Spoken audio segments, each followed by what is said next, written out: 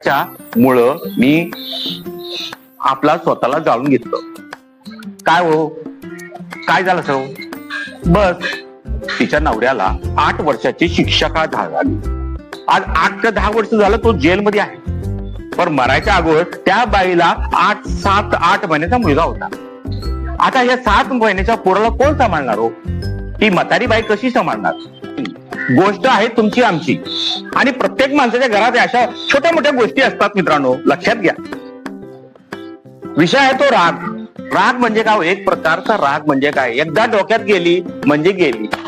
एक प्रकारची आग विझू शकते, पण डोक्याची राग हा विझू शकणार नाही. पण मित्रांनो, ही चांगली आग आहे का वाईट राग आहे मला माहित नाही, पण मला असं वाटतं की राग वाईट आहे. चला मित्रांनो, आपण एक छोटीशी गोष्ट सांगूया. कारण एक बाई होती हो, म्हातारी. मला काही दिवसापूर्वी दिसली. ती वेड्यासारखं दिसत होती, पण तिचं 10 वर्षापूर्वी मी बघितलेलं. तिचं राहण सहान चांगलं होतं. बरं, त्या बाईला मी म्हटलो आणि तिला म्हणलो की बाई तुला काय झालं? तू चांगलं व्यवस्थित राहत होती, तुझे पोरं होतं, तू खुश होती, तुला काय झालं एवढं वेड्यासारखं विचारायचं? अहो काय म्हणावं, माझ्या सुनाने आत्महत्या केली, आणि ते तिने आत्महत्या करून नाही घेतली, स्वतःला जाळून घेतलं. आणि हॉस्पिटलमध्ये जबाब तिने काय दिला की माझ्या नवऱ्यामुळं मी आपल्या स्वतःला जाळून घेतलं. अहो त्या रागात तिने जाळून घेतलं छोट्या मोठ्या गोष्टीबरोबर. ते मला सुद्धा माहित नाही, पण तिने पोलिसाकडे नोंद दिली की माझ्या नवऱ्याच्या मुळे मी आपला स्वतःला जाळून घेतलं. काय हो, काय झालं सर? बस तिच्या नवऱ्याला 8 वर्षाची शिक्षा का झाली. आज 8 ते 10 वर्ष झालं तो जेलमध्ये आहे. पण मरायच्या अगोदर त्या बाईला 7-8 महिन्याचा मुलगा होता.